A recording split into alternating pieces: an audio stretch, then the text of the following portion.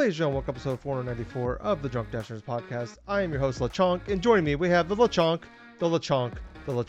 Sir Colonel LeChonk. What's up, LeChonk? LeChonk. LeChonk! I am Tyler, and that is Sir Colonel Gables. What's up, buddy? I'll tell you what, man. It's been an exciting week in the world of video games. We had the Pokemon Direct, the second trailer for Scarlet and Violet hit. We had the PlayStation State of Play this past week, the third-party focused, for the most part. Other than that, though, a bunch of interesting gaming stuff. I finished one game, I started something else, and it's like an interesting week in the world of video games for not only for everyone else out there that's listening in or watching us on YouTube, which hi, by the way. Hope you stay for a while. Anyway, please. Other than that, though, everything else is going pretty good. Take a seat. How are you doing, Tyler? Oh, you know me, man. Clanging and banging as always. Drinking, just pop this beer open here. Let me see if I can, there we go. Gold Cliff IPA. It's from the Kona Brewing Company. I bought like a 12-pack of like combo of like mixer thing. Yeah. And I haven't had this one yet, and it is fantastic. Nice. Hitting their spot. I'm just gonna take a sippy sip here. That's good shit. I really like that. I usually have a beer or two before we start recording. I haven't had one because, well, we got spoiler alert, we're recording 3 episodes tonight, so Daddy's got to take it a little slow. So, and I'm running low on beer as well. I only got like 5 left in there, so they're probably gonna get a drink tonight, but I got to space it out a little bit here. So, but yeah, doing okay. Like I said, it's been a crazy week. It's been a crazy time for video games. It's usually we're coming up on what typically is gamer Christmas for us.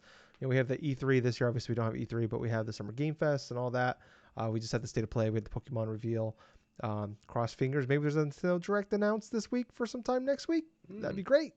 But yeah, nothing else going on outside. Oh, I do want to thank if you are.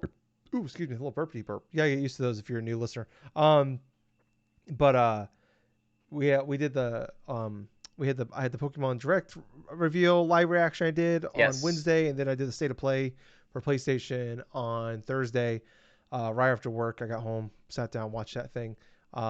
Literally all I did was change it to a shirt so you couldn't see where I work.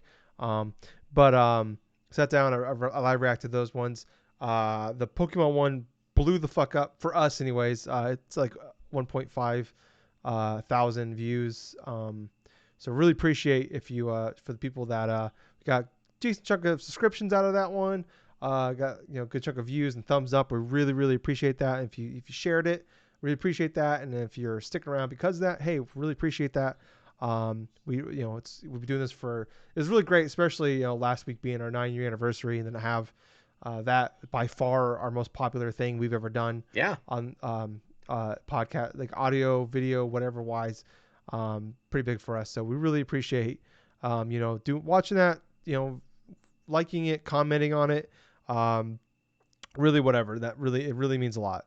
So thank you so much, for that. And I hope you guys stick around. You like the show and, keep clicking those thumbs ups, comments on the show. Tell us what you think.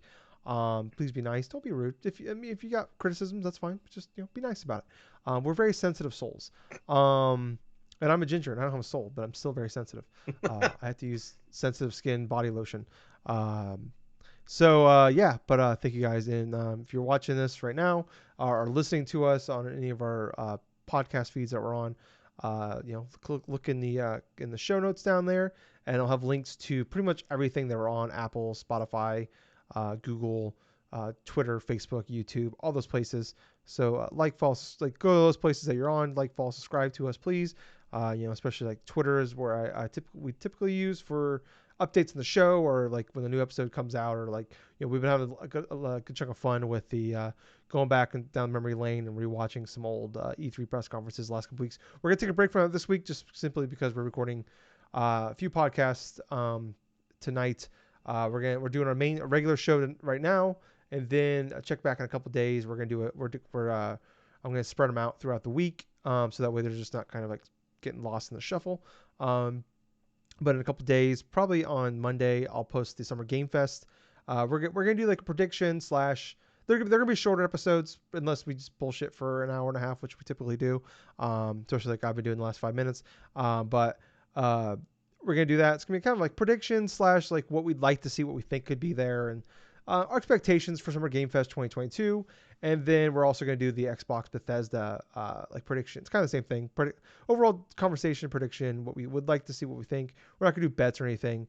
It's just gonna be a chilled conversation, but we'd like what we think and all that fun jazz. So, but yeah, Gables, let's get into it, buddy. Like I said, I did a live react to this one. If you are one of the people that didn't watch it, go back, check a couple of videos back, and you'll see it in there. It's just me smiling at LeChonk like a fucking idiot. But Gables, we have a few things here. I want to point out that I didn't know anything before I did the live reveal. And when the video first came up, I said my prediction was November 18th. Because it was the Friday before Black Friday. It's Friday before Thanksgiving. That's typically the big Nintendo Pokemon date. Yes. When they have their big, like, either with like a Zelda or Mario, whatever, typically comes out that Friday. And God damn it, I was right, November 18th. You said it on Twitter a day or two before that, even before they announced there's going to be a Pokemon thing. But there were some rumblings, especially because there was the Pokemon Go season was ending, I believe, on Wednesday as well. And there wasn't really a lot of updates on what the new season was going to be. I don't think. But part of the reason why I did the guess that I did on Twitter was one of the two things. One, traditionally, Nintendo, when they go through and introduce like a new generation of like Pokemon, or even like revealing trailers, like the second trailer or something like that, it's usually inside that May or June scenario and stuff. And here we are, like literally the first couple of days of June and stuff like that. And I made that post on Twitter. It's like, I think it's going to be Wednesday. And I'm thinking it's going to be at 6 a.m. my time, and like 9, their typical time, and like 8 or 9 Eastern time or something like that. And I was spot on. I mean, that was a genuine guess. I was based upon stuff. It may not be the most difficult guess in order to make, but at the same time, I had a feeling that we were going to be hearing more about Pokemon earlier on this week, and yeah, I was correct. Yeah, and we discussed it on last week's podcast before that. I'm like, usually into May, around Memorial Day, we always get that when there's the E3 and stuff. When there's always the Nintendo Direct the Tuesday after of E3, which would be June 14th. I'll look at my calendar, right? Yes, I am. That's the typical day, but obviously they haven't announced one yet. But like typically when they have that in around Memorial Day, they always have their Pokemon thing. It's a shorter video, which obviously that ended up being the case. It's just this time it ended up being a trailer, 3 minutes long. We both predicted that the Pokemon legendary Pokemon would be announced. I thought it'd be like gelato type because it's supposed to be in Spain, so I figured it'd be Spanish ice cream. So I was hoping the two legendaries would be like gelatin and gelatite or something like that. Just do something with that. Obviously those didn't happen. But like I said, November 18th, nailed that one. LeChonk, 4-player co-op. LeChonk, I'm just going through my notes I have here. Open world, apparently you can go anywhere. Also, I forgot to mention LeChonk. There's also Gables, a pig Pokemon. I don't know if you know that. But oddly enough, some of the biggest news was not in the trailer. We didn't get the names of the legendaries in the trailer. We didn't get the 4-player co-op stuff was not really explicit in the trailer. Like it showed you running around with 4 different Pokemon, but it didn't really give you too much details on that one. Trying to find should have done a better job with the notes here. Let me see if I'm gonna go to Nintendo's official website or the Scarlet Violet official website for this one here. Okay. So you can experience a new style of adventure with a world that we're free to explore at your leisure and not in any order directed by the story. You will of course journey to hone your skills as a Pokemon trainer, but many more discoveries and stories await you. I'm ready to meet a variety of people on Pokemon and adventure in the world of Pokemon the way you want to. So there's like a deeper experience with multiplayer gameplay, along with serious staples such as training and battling Pokemon. You'll be able to explore the various locations of any region in these games with other players. You can discover new Pokemon and explore unfamiliar areas with your friends and family, opening a door to an adventure more precious than ever. Then we also got like the... why is it not in here? Sorry, I should have proofread this article before I went on it. But we got the names for the two professors for the first time ever. We got two different professors. I believe Scarlet has the female, Violet Yep. has the male. They're both sexy AF. But they're also not named after trees either, which is interesting. Yeah, it's I actually think the first time I can remember we're in a Pokemon game where they weren't directly named after a form of a tree. At least that I know of. But yeah. What was your overall thoughts on everything, though, Gables? okay, so the second trailer I thought was fairly good in regards to providing adequate information not only of the release date of the game, which was fairly important. I felt it was going to be released by the end of this year and coincides what you were guessing earlier on with November 18th, 2022, the week before Thanksgiving. And on top of that, I did feel like that they did review more new Pokemon than I thought there was going to be. Initially, when I wait and try to go through and did my guess of what the second trailer was going to be, I thought it had something to do with the regional forms. I know I made a guess in regards to maybe a regional form of Tauros or a regional form of Miltank or something along those lines because I had been paying attention to some forms of like the rumors provided by other supposed insiders and stuff and records the information in regards to Scarlet and Violet, like that one user on Twitter, Riddler Coup, I think that's one. He has his in-depth stuff, that his in-depth riddles and stuff that people try to decipher and do all this other crazy stuff. So I paid some little hints to that, and then I was just left really at a moderate sort of expectation with it. And then after that trailer was done, I felt like that I was even more excited than I was initially because not only the fact that you can actually go and have four-player co-op from the onset without it being so hit and miss. One of the main critiques of Sword and Shield, from my personal playthrough and stuff, online was a chore. Absolutely, it was a chore. Try to Mm-hmm. connect on to stuff, join other players. I mean, going through enjoy those supposed raid battles against those big old Gigantamax Pokemon, though, that was a pain in the ass. Absolutely was, and that was mostly due in regards to lack of like genuine excellent content in regards to the quality of the online experience itself, and also has much to do with Nintendo's infrastructure for their online service. That also played a role. But having a four-player co-op online thing where each of you are doing your own thing in this big old expansive world and stuff like that, I am excited about this premise. What I'm mostly interested in seeing now is like with this sort of introduction, like this supposed this end goal and stuff like that to have this online co-op stuff. I kind of wonder how the quality of the connections will be, whether or not there going to be some stuttering, is there going to be some like disconnection issues and stuff like that, because we both know that Nintendo Switch Online, in regards to online play, it can be hit and miss. Yeah. And especially the last Pokemon game did have its issues, but in regards to what we did initially see inside the initial second trailer, it looks like they have improved somewhat in regards to what they were wanting to offer. So I am excited about that. Seeing the new Pokemon, obviously Lechonk is one of the major ones and stuff The junk. that has inspired the internet. My hope in regards to the new Pokemon Lechonk is that they don't not ruin him. I've heard all sorts of various things that what he God, yeah. may evolve into. What I'm saying is if they basically have him have his evolution where he's just wearing like eyeliner and a lipstick on him, then If his final form is he has an apple in his mouth, I'm gonna be pissed. Fucking pissed. He is perfect the way he is. He should not evolve. He should evolve into like a wild boar, like a big old No, wild boar. no. That's tough. Gables, fuck you. No.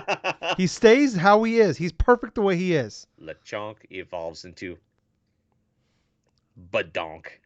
But you know what? I'm in. I'm back in. What if he's just like a corgi type, like the corgi one, but like he's just got like a ass for days. No, Dude. okay, I'm in. Dude, I'm back in. it's like, yeah, you have like Yamper, and all of a sudden, like the little corgi Pokemon, all of a sudden evolve into like almost like a freaking golden retriever in regards to like, God, I forgot the name of the evolution now. But anyway, that's not important. What is important though is more content in regards to what we were seeing inside the second trailer. So yeah, 3 new Pokemon: Lechonk, Smoliv, which is a normal grass type, is pretty much like the second, to my knowledge, like confirmed like grass normal type. The first one being Deerling back around Generation 5. Then it's like the other one was Palmy, which is like the the Pikachu clone. It looks like it is part electric. I've heard some rumors that it possibly may evolve, and it may evolve like Pokemon beta Pokemon that were like scrapped in some other forms. Because I'm not sure if you've seen some of the beta Pokemon sprites from Gold and Silver, Tyler, Mm. but some of them are fairly interesting. And one of the things that it kind of remind me is this tiger line. There was a supposed Pokemon that was supposed to be like a tiger, and it was supposed to evolve twice, right? And this was a core concept that was introduced in first generation to second generation. They couldn't fit it in the first generation, so they wanted to do with Gold and Silver, but they ended up scrapping that fairly late into like the development cycle.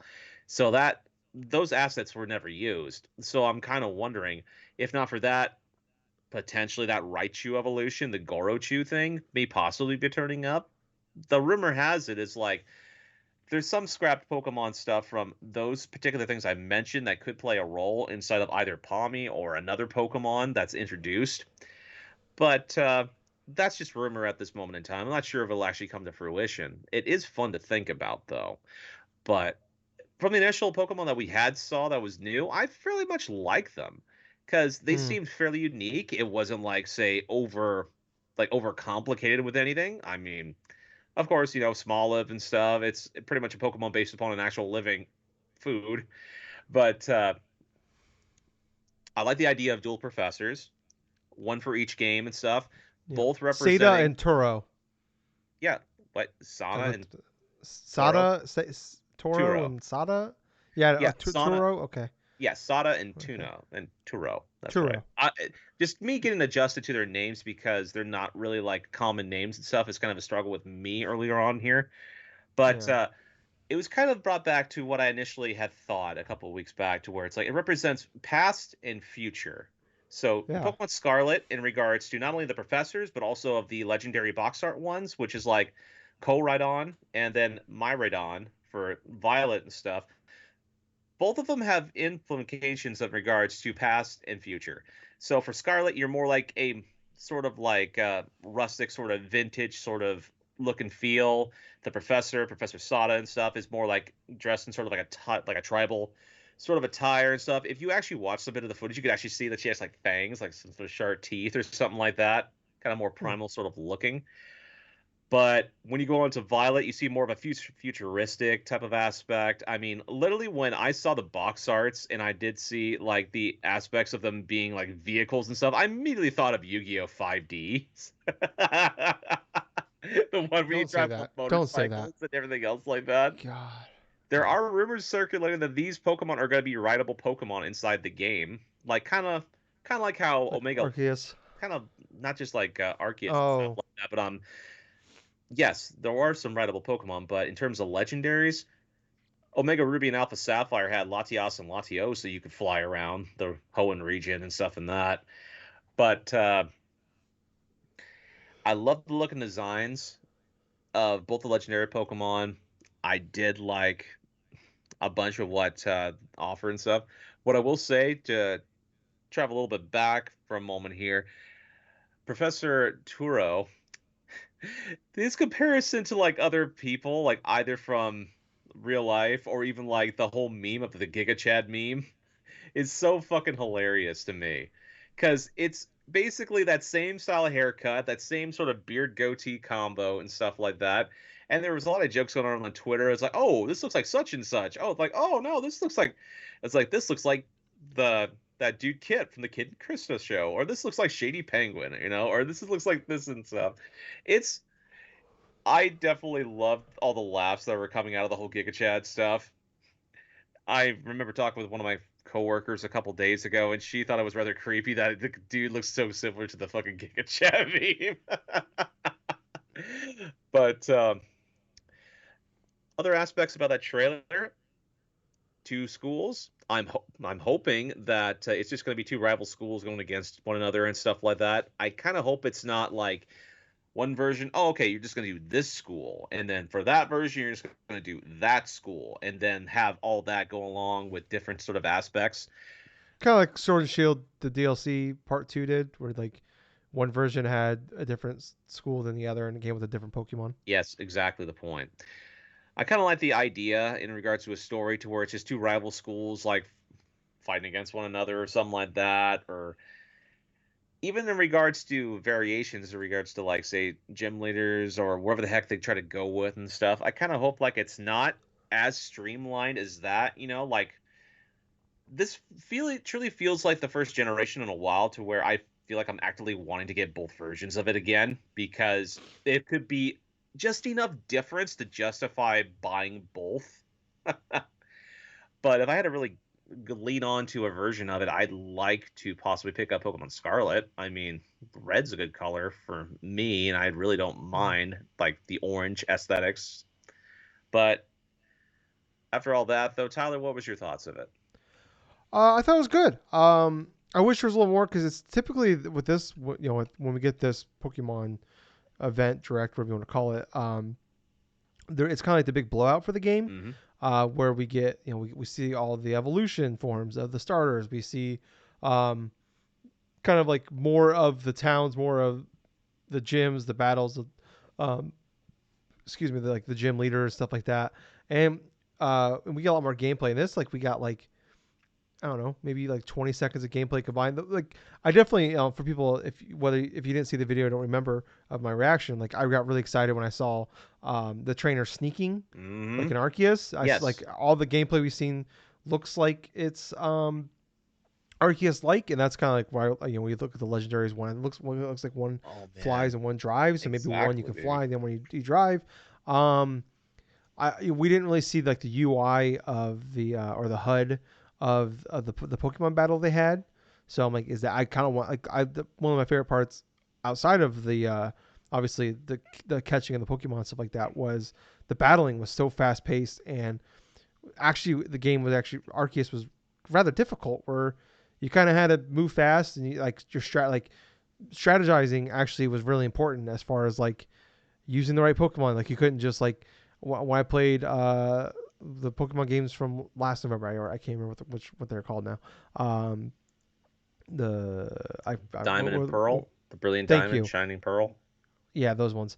Um, but like I my starter Pokemon, I think I picked the grass type. I don't remember what type I picked, but like I just like brute force my entire way Hmm. through like the first 5 gym battles, even like against like fire starters and like all the ones that you're supposed to be like weak against or not have like a bit like a be strong against. Like I just brute force my way through the entirety of that section, like 15 hours of just my starter Pokemon. I'm like, well, this kind of sucks.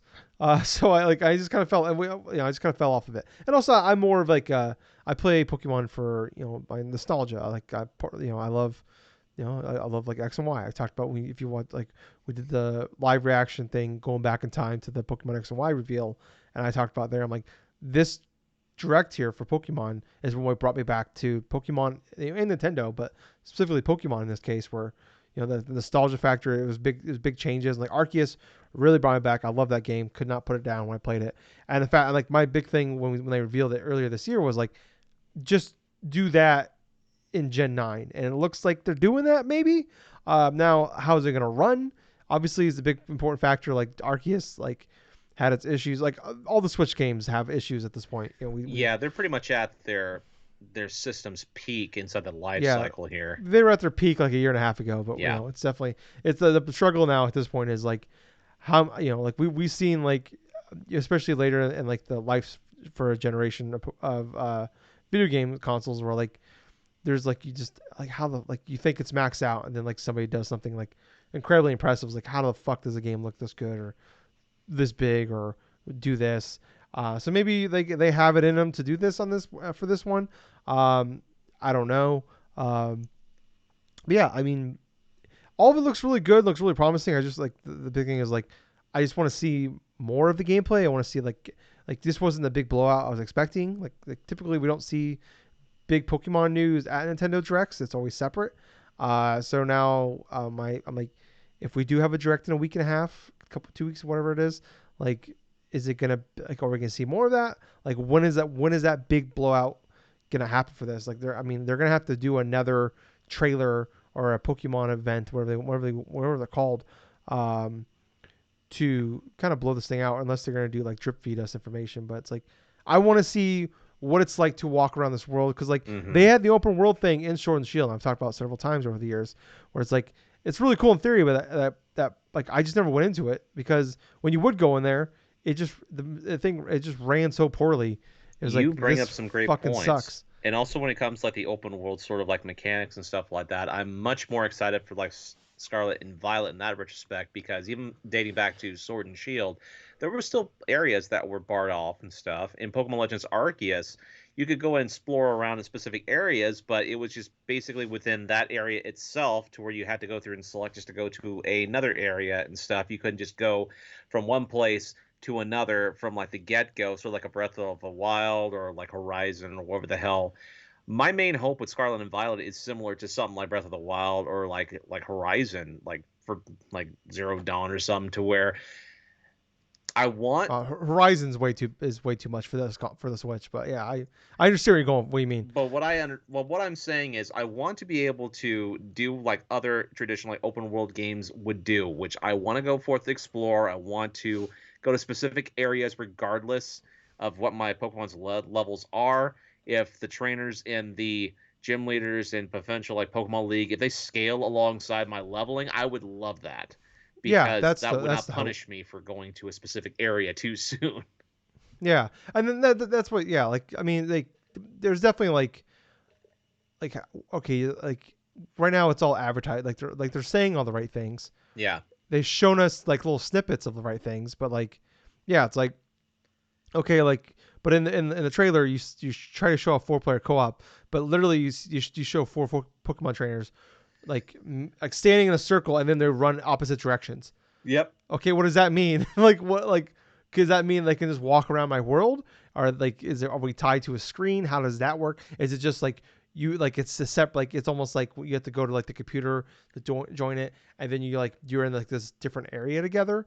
How is the open world? Is it going to be like Arceus, which I'm totally fine with, like where it's like it's not really open world, it's just open areas, and you Right. have to like go back to the town, and then you go to the next area, and which I it's as a workaround I'm fine with. Like it's definitely like I mean, and I understand, like I hear a lot of people is like, why do we give a pass to Pokemon? Well, it's Pokemon, and people love Pokemon, we love Pokemon, and it's just kind of held hostage, not hostage, but it's on Nintendo consoles, and they're just kind of held to the power of the Switch. So it's like, I mean, definitely this is something that, I mean, games have been doing this way better than what this is promising to do 15 years ago. As far as like the open world part, online co-op and all that, like, but it's like, I mean, it's exciting for what it is, but yeah, definitely, it's like, I mean, we understand like this should have been done, in the Wii era, but obviously that didn't happen. But yeah, I don't know, like I'm definitely excited. I just have a lot of, I was like, you're like I said, they're saying a lot of the right things, or like but it's like, how is this gonna work when it comes to actually doing it? What's it gonna be like? Because yeah, like we talked about, like the Nintendo Online is just not up to snuff. It's No. more than two generations. Like the PS3 online wasn't great and it was free. But this is the on Nintendo Switch online stuff is worse, and we pay $20 a year for it. Um, so and at least PS3 had, you can talk to friends online without using a fucking cell phone. Hmm. But yeah, I don't know. Like I don't want to get into that conversation. But yeah, I don't know. I mean, like I'm super excited for it. Like I do. Like I am. I'm really really excited for it. It's just like I have a lot more questions than answers at this point. And it's like I just like I kind of wish we got the big blowout here. And it's like they tease. This feels like a tease to something. Like it's almost like E3 sometimes. Like they'll have they'll be like the EA Play, like a few years ago they did the EA Play, like they revealed Anthem on Thursday or something at the EA Play for E3, and then hey, check back at the Xbox event on Sunday for gameplay of it. Like it almost felt like that, where it's like we're setting it up here and we're gonna pay it off here in a few Right. days. And right now, like I keep looking at my calendar. Sorry, that's why I keep looking up over here for video listeners. Audio listeners, you're fine. Just don't you can ignore the last 5 seconds. But yeah, like is this? I don't think it's gonna be at Summer Game Fest. I don't like Nintendo's not on the Summer Game Fest um, list for companies involved, so I don't think it's there. If there's a direct happening, um, it's got to be there, I guess. But like I said, Pokemon doesn't show up at directs typically for Nintendo. They always do their own thing, so I don't know. It's just I am as hyped as I have been in a long time. Like Arceus, I was super hyped for, but I was like, I mean, I was at the same point with I was. This is exactly how I was going in Arceus. I'm more. My expectations are higher for this game because it's a Gen 9. But like I was incredibly hyped for what Arceus could be. But also a million concerns, and I feel like more times than not they did a good job with it. So, but this game is gonna be is bigger and more important than Arceus. So we'll have to wait and see. But Gables, we need to move on. We're really focusing on like the two big topics this week: the state of play and Pokemon Scarlet and I keep wanting to say Scarlet and Nexus because Scarlet Nexus. Scarlet and Nexus. I keep typing it out. I Scarlet and Violet. I want to ask before we move on, Gables. Are you gonna be? Because I always buy the opposite of you. Yeah. Are you Team Scarlet or Team Violet? Oh. Because I'm gonna go to GameStop this week. I'm gonna pre-order it. So I need to get the other one. So you gotta make a decision right now. I'm gonna go with Pokemon Scarlet. All right, so I'm getting Violet. Got it. Okay. Sweet. I think that's the one I wanted anyway, so it works out perfectly. Yep. All right, let's move on, Gables, to the state of play here. I think we can just kind of like tackle these like chunks here. So start off here.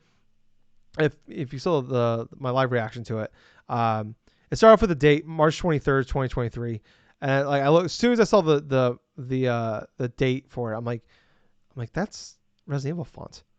Like they have a very specific font, and then they started playing like the guitar, and I'm like, wait, that's also The Last of Us and like all this other stuff. Yeah, I'm like, wait, this is also Last of Us font. I'm like, fuck, what is this? But I'm like, this is supposed to be a third party event. Like, what the fuck's going on here? Turned out being Resident Evil 4 remake. The rumors were true. Imran Khan from Fanbyte reported on this earlier this year, and he stated that there was a lot of issues. They actually had to switch. There was a different team working on it, and they actually had to switch it back to the Resident Evil 2 remake team to kind of save it. But it was supposed to come out this year, but because of that, it got moved to next year. We got a little bit of gameplay, not a lot.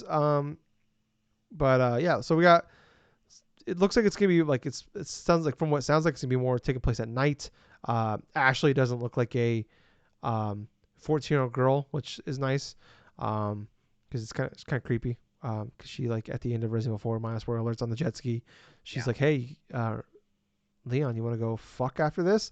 It's like, woman, you are 14 years old, but you're supposed to be like 21 or 22. It's very weird. But now she looks like an actual like woman, which is great, not in a creepy way, but like it's a little less creepy. I wonder. I'm assuming they're going to take that part out in this game. But apparently it's supposed to take place mostly at night. In the original like Resident Evil 4 beta that they had, not that we played it, but like some of the stuff that's been talked about over the last 20 years or so about that game was like originally Resident Evil 4 was going to be much darker, more horror game than what instead of like Resident Evil 4 is really what turned more into like an action franchise, which we saw how that went 5 and 6. But yeah, so it sounds like it's going back to more of that, more dark. We didn't see Salazar in the game, the little guy that's like very comedic. I don't know if he's supposed to be comedic, but we see like the guy, like we didn't see the chainsaw guy. We didn't see like any things that are more kind of funny, but it sounds like they're going to like, they're going to focus more on also the side characters in the game. There's a guy like, there's always like the most epic moment in that game where like you're trapped in the house with the other guy and he helps you out. But I think he dies fairly early. Is it Luis? I think it's Luis. Yeah. Okay. It's like $8 on PlayStation. I might buy it and replay this game. I haven't replayed it. I beat this game. I've talked about this. This is one of my top 5 favorite games of all time. I beat this game more than any other game ever. Yeah. I remember like going through and trying to like beat it, like to see if I can kill 1,000 zombies, or if I can beat this game without getting hit. Or I beat it so much I maxed out everything in the game and then bought the infinite rocket launcher. And then I beat the entire game only using the infinite rocket launcher, and I never played it again. Like I'm not kidding. I probably beat that game 20 times at least. But yeah, it sounds like it's gonna be more going back to the roots, more going back, more like Resident Evil 2 was, like more like it's the development team of that. They also announced that there's gonna be a PSVR 2 content coming for that. They didn't say if it's gonna be day and date though. But I'm wondering, they did the Resident Evil 4 VR game. They just like remastered it for Quest, I believe, last year. And also they announced that Resident Evil Village that came out last year will be fully playable for PSVR 2 as well. No date on that. So Gables, initially, just based off the Resident Evil news we got there, what was your feelings on it? Well, I was kind of interested in finding out that there wasn't any Resident Evil Village DLC. You know, that one's kind of Yeah, surprising to me because for one, that was my first. that would have the That was my perfect first place. thought. That was the perfect Yeah. place to go forth an announcement. I understand why they wanted to go for PlayStation VR 2 in regards to have that game be imported on that, but considering that game released last year and stuff, and it's still highly popular in that regards, I mean, having some form. Sold over 10 million. Yeah, exactly. It sold for over 10 million and stuff. Why not have DLC content for that thing front and center in regards to having that? Yeah. And hey, if you they announced sorry to cut you off, but like they did announce last E3 that they were starting development on DLC, and I'm wondering if they just weren't planning on it, so maybe they weren't. And then there was also that the Resident Evil 8 Reverse, or where the fuck the multiplayer game, is still not out yet. Yeah. Now it's supposed to come out day and date, and I don't. It just hasn't been out yet, so maybe they're still working on that. That's I don't know. interesting. I don't fucking know. But anyway, going to obviously the big horse in the middle of the room here, Resident Evil 4 remake. Dude, this thing looks interesting, and not just in regards to the whole new aesthetics and like new coats of paint being pushed upon this game and stuff, but new voice actor for Leon. You don't have the original voice actor and stuff front and center. That's kind of interesting. But in terms, is it the same guy from Resident Evil 2 though? I'm not sure. The remake of 2? It could be. But then again, I didn't play 2 a hell of a lot. I only played it for maybe a few hours. But I beat it last year, but I guess I didn't really like. It's a very generic voice though. It's not like I don't think it really stands out. But it's not bad. It's just fine.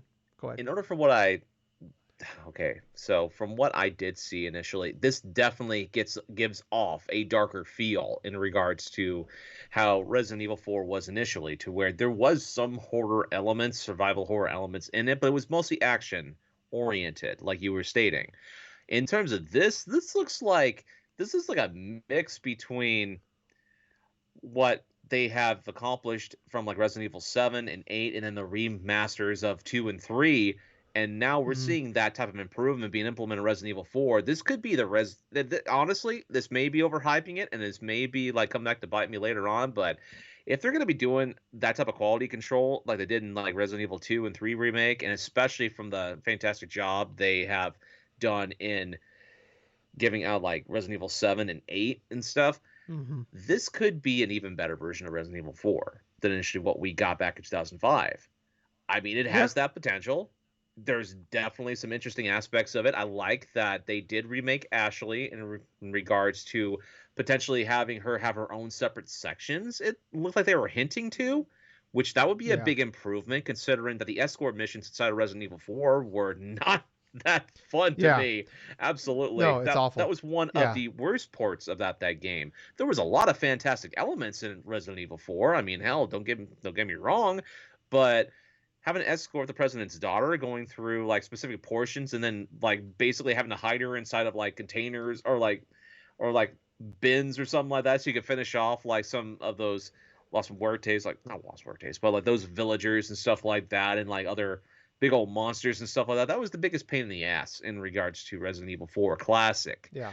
But protecting her while she was using the crank. Yes. And oh god, that was like it's one of my favorite games of all time. But that's definitely like the escort mission stuff that was like super popular back in that era, especially like the GTA sandbox games. Like that was the thing. Here's the thing though, it's like for escort missions, not every game could be as good as say like an ICO in regards to escort stuff. Yeah. But yeah. Overall, I was left with a great impression of this remaster. I actually was fairly surprised. Front and center, they announced a release date for it, and then they made you guess like, okay, what's coming out in late thing? Is this The Last of Us Part 2? The font looked fairly similar, or is it The Last of Us remake or whatever the fuck? And then all of a sudden, it's like, oh, it's Resident Evil 4. Hey. yeah.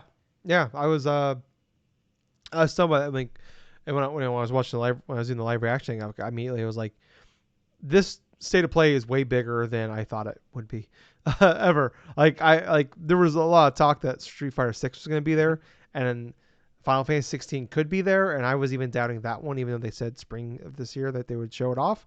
But yeah, like way better than I thought. Definitely, like I said, like I agree with you. Like I don't think it's crazy to think that this could be better than the original Resident Evil 4. And also, I mean, it's definitely difficult. Like I've tried to go back and replay Resident Evil 4 like on 360 years ago when I did the HD remaster. I played the Wii port a long time ago, and it just didn't. It just doesn't really. It didn't age super well, over time. Especially because it was like The this was before controls. twin sticks, so the controls are just like you can't move and shoot.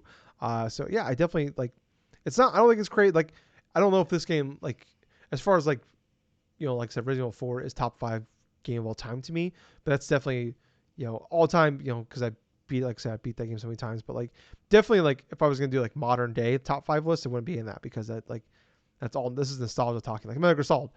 It's probably my one or two favorite game of all time, but like comparing it to games nowadays, it's not. But yeah, so I'm not. I don't think I don't think it's crazy to say that, Gables. I really don't. Um, and I mean, I'll be right by your side if that comes out and it fails, but I don't think it will. Next up, we had a VR section here, like we was on Resident Evil 8. That's cool. Resident Evil, by the way, I do love the fact that they started off right away with Lady D standing over you in the VR. I'm like, okay, they know. They get along. I mean, they did the tweets about she's like 7'9" and she weighs this. And I'm like, oh god, you're just making people thirstier. That'd be just kind of a Anyways, funny sort of thing if it's like the first thing you do, you just look up and you just see this massive woman over there, and all of a sudden you just see their and hands like, she a oh. foot. Yeah, you just see a foot come down on you and she steps on you. That would be amazing. Um, we had a Resident Evil, Walking Dead, Saints and Sinners, Retribution. Chapter 2 is coming. Apparently, it's coming to PSVR 1 this year, but it's coming to PSVR 2 next year. Okay. Next up, we had No Man's Sky. It's coming to PSVR 2. It was already like in PSVR 1. I don't know if it's a full game though. They also showed off gameplay for the Horizon Call of the Mountain. It's the VR version of the Horizon Forbidden West Zero Dawn games. Look, I think he plays a guy named Rock Raya. I don't know. I mean, I think that was the big thing they were showing off because that's supposed to be like the big launch game for this thing. Mm-hmm. This is the showpiece. I thought it looked cool. Some of that, Horizon Forbidden Zero Dawn was my game of the year 2017. Forbidden West is fantastic and very well could be my game of the year for this year. I don't know. It's just like it looks very. I mean, the problem with VR games is like when I have the PSVR, it's been sitting in a closet mostly for the last 5 years. But when I play like games or like action games, shooter games, stuff like that, like they just don't play as well because they're like very slow, and that's like the big thing I heard about like Half-Life Alyx. That's like the big like. That's like a lot of people consider one of the best VR games ever. It's like they very much dumbed down like the AI and like slowed the game down because of VR. You can't obviously move as fast. This gets what the game looks like especially like Horizon. It's a very fast paced game. It looks very slow, but it looks great. But like it definitely look like it slowed the game down. So it's like I don't know. Like I am very much out on VR right now as a thing. Like just not for like I'm not as like I don't think it's like a dead thing. It's not for me. It's very expensive to get into, and 50-50 chance to get sick. But I don't know, like, what is this game? Like, is this going to be like a full-fledged game? Like, a lot of the big games that came to, like, the PSVR 1 were, like, more like tech demos. Like, the Batman game they did, Last Guardian they did. Astrobot was actually supposed to be very good. But, like, it was only, like, a 4-hour game. So, like, how big is this game? Like, most of the big stuff that came out for that thing were, like I said, tech demos, and they're only an hour or two. And, like, they were showpiece things. They weren't like full-fledged games. So like, what is this thing? How big is it going to be? But I don't know. Gables, like we had this VR section. I mean, anything that kind of stood out for you on that? As far as the VR section, maybe Horizon to some extent, but didn't really tickle my fancy in regards to all the other VR stuff. That's because my interest in VR is really not that great, but at the same time I thought that this particular string of VR games announced like all in a row and stuff like that definitely was coming down from the high of like the Resident Evil 4 stuff, obviously. Like I felt like that was probably one of the lower parts of that whole entire 30-minute like state of play. But at the same time, like right after the whole like VR game and stuff, and then going into the announcements of like that update for Horizon Forbidden West and stuff with like the, I thought that started to pick back up that state of direct and stuff to where now we know that even from the day of that state of play and stuff, it was a free update. You can do new game plus, an ultra Yep. difficulty mode. You can do like Transmog, reset transmog. skills, You new know, trophies. yes, Yeah. exactly. And I like Yeah. that. That gives even more credence for gamers like myself that decided to wait for to play Horizon Forbidden West because of being engrossed in Elden Ring. Big mistake on your end. But yeah, man, I mean the VR stuff didn't really do too much to me. Yeah, I think it's definitely like I think at this point people are pretty much in on VR or you're out on it. And right now I'm 95% out. So I'm sure if I had a chance to next, try it, I possibly may play some bit of it. yeah, it's definitely like I mean remember like uh I was kind of iffy on it, and then like they had like the Resident Evil 7 was like the big thing coming out for it, and like they had like actually at the GameStop nearby they had a um like actually a van there, like you can do a demo of Resident Evil 7 in VR, and I went there with Justin, like my best friend, and we were like iffy on it, and like he came away like dude, like I haven't been this excited about games since the Wii like I first played the Wii. Justin's very weird as far as gamer goes. Like he loves just new shit. No doubt. So he loves the Wii U, which we all love the Wii U, but Oh he yeah. actually he likes the gamepad. He's fucking weird. He thinks Skyward Sword's a good game. He's fucked up. I can't help the guy. But I remember him just like I'm like that's pretty cool. I'm like I don't know if I'm like $500 invested on it, but it's pretty cool. And he was like that day he went and like bought everything, pre-ordered everything. I can't remember if it was out or not, but like he immediately went and like got everything for the like was all set and ready to go for that thing. But next up here we had Spider-Man Remastered is officially coming to PC on August 12th. Oddly enough, though, it was not in the video, but Miles Morales is also coming to Yes. PC, but it's coming later this fall. Fucking just really weird that they didn't Yeah, have both. why You did they think you would? neglect to mention Miles Morales while like you have Spider-Man Remastered and stuff front and center? But regardless, two great Spider-Man games coming to PC. That should get a lot of people excited in that regards. Yeah, two of the Fantastic. best games in the last 5 years. Yeah. Um, And Jim Ryan said in a thing a week or two ago, that they're expecting to make $300 million on PC gaming for PC games in this fiscal year. And last year they made like 80 million, which is like 4 times higher than the year previously. And it's like, well, how the fuck are you gonna do that? Well, this is how you do it. You put out fucking 2 Spider-Man games on PC in the And did you fiscal year. notice? And did you notice though that there was another developer in regards to the porting process, and that's Nix's, the company Yeah, that they the company they acquired. just bought. Yeah. Yep. Which is interesting because they had like a bunch of deals with other companies. They just bought them, I think, earlier this year or Yep. late last year. But they had a lot of deals in place, so it seems like they're kind of free up on those, so now they can start pumping those things out. And like, I mean, we're starting to see. I think Miles Morales to be the soonest a PlayStation exclusive has been on PC, not including Death Stranding, but Death Stranding was published by 505 Games on Yes. PC. PlayStation owns the console rights to that game. Um, Next up, also I thought it was going to be Returnal because Returnal was leaked on Steam, like a day or two before the state of play, so that's probably coming soon. So, but next up here, Stray. This was we talked about this last week. The date was like leaked online last week for July 19th.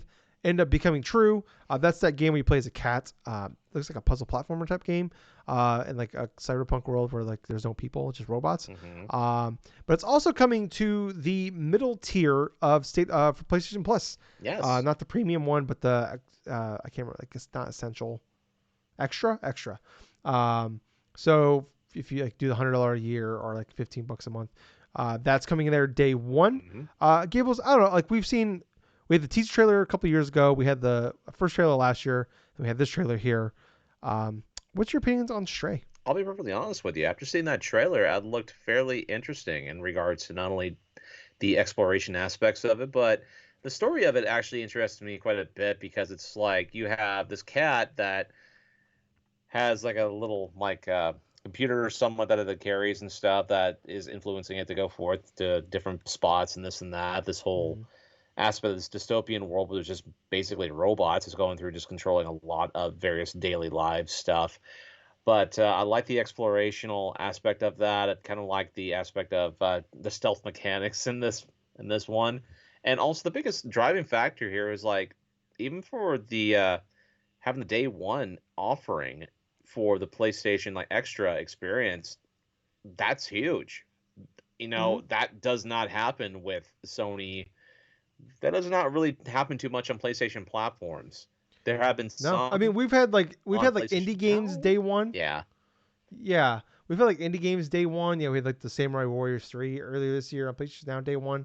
But this, yeah, like I mean, like obviously like the new big PlayStation thing starts next Monday, the 13th, for us. So kind of like it seems like this might be the first big one to come to it. So Well, maybe not next.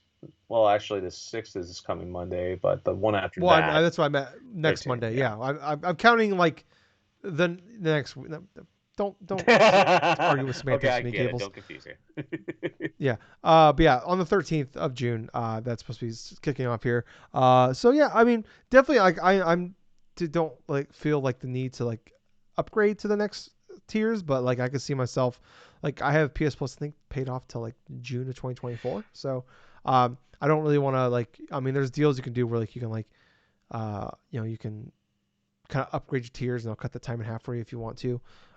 So I don't know, like, it's gonna be definitely like I want to see reviews in that game, because if it comes out and like I don't know, it looks good. It's like is this game a 7, or is this game like more than that? Is this game gonna be really really good? Like how big of a game is this really? Like I'm definitely interested in this game, especially if it was a dog, it'd be a day one. I'm playing this game, but cat, I'm a little more iffy on. Those fuckers you can't trust them sometimes. But moving on, Gables, Callisto Protocol, my new most anticipated game outside of God of War for the rest of the year. It was revealed. We got gameplay here. This is Striking Distance. This is like the former Dead Space creators, like Yes. their new studio they made. They're being originally maybe people still don't remember. This is supposed to be in the PUBG universe, and they said it's no last week. There was a Game Informer, like it was on the cover for this month's Game Informer, Hmm. and they did like a big interview. I actually read that one. Just kind of went through some of it. They like proclaimed and like they stuck to the fact it's coming out in 2022. We got some gameplay for that, and then we got the release date December 2nd, 2022. So Wow. coming in late, very very late. So this game, if it needs delayed, um, doesn't because January 25th next year Dead Space remake comes out, so very much they are trying to get this out before Dead Space. I understand that because Dead Space obviously has more of a name to it, but and this game comes out afterwards, it might hurt this game. But like I love what we saw of this game. Summer Game Fest, Jeff Keighley said there's gonna be a demo for this game at it, but just the little bit we got out of this. I'm a huge like astronomy nerd. I love watching. I spend hours on YouTube, every month just watching astronomy shit. And as soon as we saw Jupiter, I'm like, okay, it's Callisto Protocol. Callisto was a moon up Jupiter. But like, just I'm a nerd for like Mass Effect. Where you can just look out the window and you see stars and shit. Like I'm just a nerd for that shit. And this game obviously being in space, being a horror game, like I love these great survival horror games, like like Evil Within, the new Resident Evil, like these Resident Evil games we've been getting over the last few years, and like the original Dead Space games. I love those. I even like Dead Space 3, even though it's not a good Dead Space game. It's a decent game. But I was blown away. Anyways, I was blown away by this game. I thought it looked fantastic, looks gorgeous, looks scary as shit. This went from a game I am optimistic about to like I now have like this is to me like game of the year contender expectations. What about you, Gables? It definitely looks fantastic. From what I've seen, from the quality of the graphics to what they are initially aiming for, this looks like it's going to hit it out of the park. Yeah, Yeah. yeah. I real quick, I went back and rewatched some of the big trailers out of this Yep. thing later on, and I've watched this trailer more times than I watched Resident Evil 4 trailer. Oh. And Resident Evil 4 trailers, like I said, Resident Evil 4, one of my favorite games of all time. It's a remake of that. I just keep watching this trailer and I'm just blown away by it. Next up here, another game that kind of blew me away. Rollerdrome is a cel-shaded narrative sports game about skating in an arena and shooting dudes. It will be released on PS4 and PS5 August 16th. It's a console exclusive, so it's coming to, I believe it's coming to Epic Game Store for PC. But I did see a lot. As soon as we saw this, I'm like, oh, it's fucking Sable. It was a Game Pass game from last year that was okay. That's still not on PlayStation yet, but This is actually the Ollie Ollie team, Yep. Roller 7, that's doing this one. So we at least know the skating will be good. But I think this. I mean, depending on like price point and all that, and like, I feel like this looks like a day one buy for me. What about you, Gables? All right, so the core aspects and like the gimmick of the game seems interesting enough. It feels like that it has a bunch of interesting action portion of it. It looks like one of those sort of battle dome sort of esque games and stuff, to where you have to go forth and face off against a cluster of like all these other type of opponents and stuff. It has bullet time. It has like various Yeah. tricks you can pull off. It has all these crazy acrobatic shots that you can take on. I love the concept of it. I do like the overall gimmick of it. I don't think it's going to be a day one thing for me, but I am interested in seeing how well that thing performs. Because from the initial impression Yeah. I got, I thought it looks like it's going to be a good game, but I'm not sure if it's going to be a fantastic game. Oh yeah. I'm not like, this isn't like a game that's like, I don't have Callisto Protocol like game of the year contender, but like this could be like a really good like 7.5, 8 out of 10 kind Right. of game, like a really good one of those. And I mean, if like this comes out, it's 30, $40 and generally positive. Like this is a single player game because like there's a lot of questions. It's like, is this like an arena shooter like online? It looks like if Tony Hawk and Max Payne developers got together and made a game. This is what it looks like to me. And yeah, like it's just like how much, like how fun is that like arena stuff going to be? 2 hours later. Next game we got up here, a dating sim action game. I thought this was like when I saw this, I'm like, is this fucking Persona? You weren't the Whenever I only see one. anime, yeah, I was like, I mean, I don't know Persona. Like I just see anime and video games. Like okay, it's PlayStation, could be a Persona. It is Eternites. It is a dating sim action game. So Of Gables, I'm course. not gonna lie to you. I think I might be in on this game. It's coming to PS4, PS5 early next year, so it's probably coming out like late next year. They said R2 to hold hands. Gables, I'm a sucker for like good not Muso, weeby dating games. Looking at you, Haven, Okay. Catherine. It looks kind of The good. action of this game does look fairly good. I will say that, man. I mean, the action RPG aspect of this game definitely has some promise. I need to see a bit more from what the initial trailer has, but it definitely has a lot of good potential for it. Yeah. And Gables, would you press R2 to hold her hand? Oh my gosh, dude. I, of course, this thing's an action dating, like dating sim game. It's hilarious. Yeah, I'm kind of in on it. I can't believe I'm saying that. Street Fighter 6 was shown off. Looks like it's like you can actually create a fighter. It's coming to PS4 and PS5. I think it's coming to all the consoles this time. From what initial Uh, thing for Street Fighter 6 here, it's like it's coming obviously on PS4 and PS5, but it actually is coming to Steam. It is coming to Xbox Series X and S, no Switch. But at the same point, this is the trailer that I have actually rewatched over and over, even more so than say Resident Evil 4 or even the game that we'll mention later on at the state of the play Tunic. here. Well, Tunic, yeah, I've watched that. I've watched that one more than Tunic, that's for sure. But yes, man, it's like this gameplay that we saw though, there was a lot of fantastic things about it. It's fucking colorful. The hits look freaking heavy. There's a lot of technicality that is tossed into some of these simple movements here. I even went through and checked out some bit of other reaction videos, and also in terms of going on to like the Capcom's website and going to some of the mechanics of it. There is a drive system that you can go through in regards to sort of parry specific fighters' attacks or combo into a specific type of attack and stuff. This drive meter and stuff, once it runs out and stuff, you have to wait for the thing to recharge over time and stuff. This game reminds me of two games that I love very much that I played a lot of growing up. Street Fighter Alpha 3 and Street Fighter 3 Third Strike.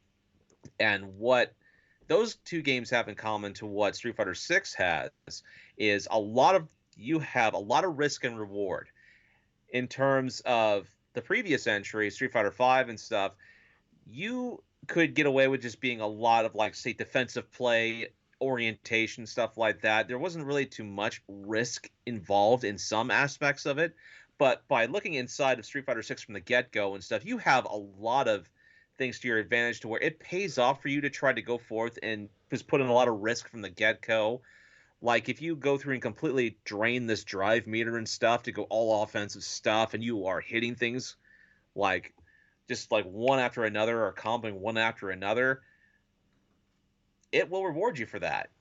This is a lot of subtle changes that I do like in regards to the character design. Two of the characters that were initially like shown during the initial trailer, you had Ryu, who's definitely looks more like a martial artist like master, in regards to that. From reading his little description and stuff like that, he's basically still trying to improve himself. He freed himself from this like one evil like martial arts through the Satsui no Hado. That's like a dark form that Akuma is like one of the masters of, like one of the most evil in regards to like the shadow fighters and this shit. But we saw a couple new characters, and some I didn't even know were inside that trailer until going through and slowing down and seeing specific portions. So it's like we were introduced to a new Muay Thai, sort of like almost a drunken master style of fighter called Jamie. His moves are fucking cool. This looks like a break dancer combined with like other elements of, say, like in sort of like some aspects, like say like a chart, like a little stacking sort of system and stuff. Every time you take a drink or something, you power up some bit of like form of maybe agility or some form of like setup into some other stuff. He looks like he plays radically different to, say, like what we saw with Luke in regards to some aspects of just being like almost like a berserker in some aspects. I mean, when you see the initial fight between Ryu and Chun-Li and like that stage with those Sakura blossoms falling down and like behind the scenes and stuff like that, the background of that stage, that looks so fucking beautiful. It looks so well done in regards to that stuff. It also was fairly cool seeing that the references to Metro City from like Final Fight and stuff, and also little references to the Mad Gear Gang with one of the bosses you actually got the chance to play against, like during that arcade game and stuff. You see him inside one of the stages, like front and center. I will say, from looking at the initial thing, the background characters inside some of these stages, they look fucking rough. Especially some of the former fighters that were from Street Fighter V, like Poison and Hugo. Also references from Final Fight and stuff. But in regards to the whole gameplay aspect and stuff, it looks heavy. The strikes, you look like you can actually feel them. They look visually stunning. You actually see visual cues on the screen in regards to when you go through and you execute a parry, or if you execute a block, or if you go into specific combos, how the paint and all these other colors drip onto the ground and stuff. And you can keep track of like how long they keep on the ground or something until they fade away when you do another combo and stuff. It visually looks striking. I mean, it had me physically excited in regards to what initial possibilities for Street Fighter 6 is going to be at launch, because it looks a hell of a lot more interesting than what Street Fighter 5 looked at launch. It also doesn't have the caveat of being exclusive to one platform for the entirety of its generation. It also has the added thing where it's more urban in regards to the whole looks and styles. It gives him that vibes like Street Fighter 3 was, especially Third Strike. But Yeah, maybe when it comes out, it'll actually be done. yeah, you Or know like what? 5. It will done to the initial extent of what a fighting game can be done in the modern day 2022 without Well, it's like season the passes. Street Fighter 5 came out, it didn't have arcade mode or the single player mode Yeah. for months later. Yeah, there was a bunch of So, complicated issues regarding that release and stuff, and it was more than just like, say, Sony pressuring stuff. There was a bunch of Evo and a bunch of like other type of stuff that tied in that time, but it doesn't look like they're going to have that type of issue with this game when it eventually launches next year. But other than like Jamie, there were a couple of characters revealed in the last possible scene of that hub world, like that hub like place and stuff, where your created character looks like they're going to be going through. You saw this one, like another new character that's flashing the screen, like Kimberly, I think her name is. But from looking at other videos online of reactors and people that have been breaking down the trailers, you can actually see confirmations of classic characters like Cammy and Guile and like other types of characters which kind of ties into another piece of news that kind of leaked in regards to after that trailer was released. There are character sheets that have been released that look like the official art, and it does confirm what we did see inside the trailers. So this looks, honestly, in my opinion, it looks like there's some people inside of Capcom that really want the fans to be excited to go into Street Fighter 6. It's it's almost confirmed, like almost all that damn character lists and stuff, that character art has been official, like the roster and shit. Yeah, they pretty much confirmed it on Twitter today. So Oh yeah, Capcom did.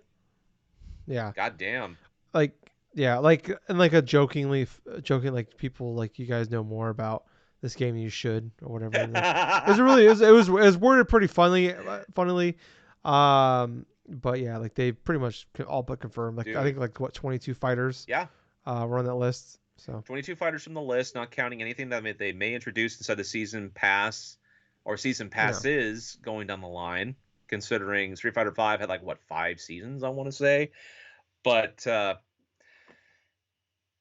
this has me the most excited of a Street Fighter launch than the past 10 years, give or take.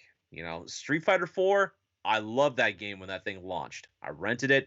I played the shit out of Super Street Fighter 4 when that version came out, and some of Ultra. Street Fighter 6, I fucking want to be all in day one. This looks fantastic. This looks like something I want to play, and quite fucking honestly, man, this was definitely one of the high spots inside that whole state of play. well, I'm very seeing people are pretty happy about this one, so that's cool. I'm just not. I'm not a fighting game guy. Understood. So I like the more combat and Injustice stuff like that. I'm a basic bitch when it comes to fighting games. Next up here though we had Tunic. It's the Fox game that's like if Dark Souls was put in a Zelda game, like an old school Zelda game. That's coming to PS4 and PS5 on September 27th. That's been on Game Pass for a couple months now. People really seem to like that game. I thought it was fine. But people mostly are very positive about that game. Seasons, a letter to the future. We've seen this game last year, I believe, at the PlayStation 5 showcase in September. We got some more on this one. This is like from the Darwin Project developer. Scavengers is their name. We got a trailer for this one. We got some more gameplay. It's coming and it's supposed to be autumn 2022. Love the vibes about this game. It just looks, this feels like a good fall game. It's a woman. She is like going around and like taking pictures and recording videos. And I believe like, I can't remember like exactly what the story is. Like she either like she's dying or like the apocalypse is coming or something like that. She's just like recording, like doing a diary and like all the stuff that's going on before either she dies or the apocalypse. I can't remember which one it is. Maybe it's both. I guess if it's the apocalypse. But I think that this game last year when they showed this game off, came away very positive. But I'm usually a sucker for games that have very cool, unique art styles. And I don't know. At the very least, I feel like this game I want to like. I don't typically watch people play through a game, but this feels like a game I just would enjoy watching like a walkthrough for, at least online. Just like the music of this, the vibes of it. This seems like a very fun game. Maybe it'll come out and be like a PlayStation Plus game or something. I don't know, but like I can't wait. Pretty positive about it. Anything you want to add to those two, Gables? Well, to be perfectly honest with you, not too much. I mean, it's kind of interesting seeing that Tunic was only a 6-month exclusive in that regards, but at the same time, I'm glad it's coming to PS4, PS5, and stuff. More gamers get a chance to experience it. But yeah, that's pretty much it. Yeah. Then last but not least, Final Fantasy 16. We got some more gameplay from this one. We did find out some more news here that the Devil May Cry combat director for DMC 5 is also the combat director for this game. We've seen the summons were battling in this game. The music was fucking awesome when they were doing the Final Fantasy theme, and then also the opera singing of the summons during it. The gameplay looks like a fucking like a fighting game, like health bars. Target date of summer next year, which is, I mean, I think a year. Nice. Yeah, about a year away. A little further than I thought. Maybe I did not think it would come out this year. I've talked about this over and over again. I even mentioned it in the live reaction that I did. That I didn't think it'd be this year because Forspoken, which is also by Square Enix, is coming in October. So I'm like, kind of stupid. Put like the kind of, but this is I guess Square Enix is all the same team that put 4 games out in the month of March. So I guess it wouldn't be completely impossible, but I didn't think they would. Yeah, summer 2020. A little farther. I thought this was supposed to be a 2021 game, so I thought early next year. But I mean, summer 2023. I'm going to assume holiday 2023 more Right. likely. But the more we see this game, like I'm like, okay, this game looks kind of cool. I am not a Final Fantasy guy at all, except for I've talked about over and over again. I played 1 and 2 way back in the day on Game Boy Advance. I played 7 Remake a couple years ago, and I fucking adore that. One of my favorite games, one of the most fun games I played in a very long time. But I'm my jaw was dropped watching this game. It just looks cool and hype, and just it's definitely. I mean, it's probably a lot that has to do with the music, for how good that music was. Fucking incredible. But yeah, I'm come away blown away by this game. Gills, what was your thought? Dude, when I looked at this trailer initially, I was like, what the fuck is going on with all these summons and stuff like that? There's a lot of action orientation stuff. There's a lot of this and that, but having watched it a couple different times and stuff, it seems like to me that there's like specific characters in this game that have like these big forms and stuff that are the summons themselves. Like they are the summons or some shit like this, you know? I got this Yeah. epic sort of like big old fucking like not kaiju battles, man, but like just these big Yeah, like no, kaiju battles. Yeah, oh yeah, exactly. well, that's initially what I thought of initially because it's like you Like have fucking Godzilla. like Phoenix on like that summon and stuff against like Titan and like Garuda and stuff and Odin and like Shiva and all these other classic Final Fantasy summons. They go through and they list every single one that they probably have right now inside the game, even like the more obscure like powerful ones like Bahamut and like from the initial action, from the initial everything I saw in this regards, this gives off a more darker tone for Final Fantasy in general. You can actually, I think this is gonna be a fucking M-rated Final Fantasy game, dude.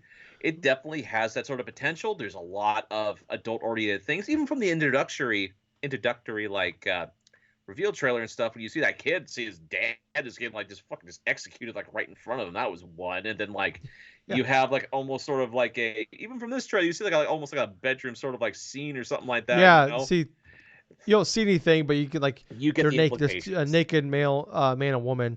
But yeah, like you don't see like nudity. Yeah, But yeah, I was like, okay, but well, these this, all this intense like action RPG esque sort of stuff. It leading into these big old epic sort of kaiju-esque summon battles and stuff has me freaking excited. And other types of stuff, you know, it also gave me the reminiscence of like those, you know, how those fucking big old like Megazord battles and stuff like that. You fucking have like Power Rangers against these Monster of the Week sort of shit. It has this big old epic feel to it. And yeah, I'm a fan of every fucking bit of it. You know, this I want to see yeah, more of Final Fantasy 16. This looked fantastic. yeah, yeah. Like I said, I'm blown away by this game. I am not like a high fantasy type of guy. Like I'm in a 7 more just because like it's like because of that. Like there's definitely there's always exceptions to the rules. Like I love Dragon Age 1 and 2 is fine. But you know, like, I love Game of Thrones, Lord of the Rings back in the day. But like there's always exceptions to the rules. But like typically like when I see like high fantasy type of games, I'm like I'm out. You really got to be like exceptional to bring me in. And this looks pretty good. So I might be in. But yeah, I was blown away by this one. But yeah, I mean, overall thoughts, Gables. What was your opinion on this state of play? Okay, the highs and stuff. In order from what my interests were, it's like I was happy about Spider-Man coming to Steam, you know, PC in general and stuff. Then after that, you know, the Callisto Protocol stuff, I like that. After Oh that, Resident God, Evil yeah. 4 remaster. Then you had the Street Fighter 6, and then like the top one is Final Fantasy 16 and stuff. So I can at least call 5 great positive things that happen inside that state of play and stuff.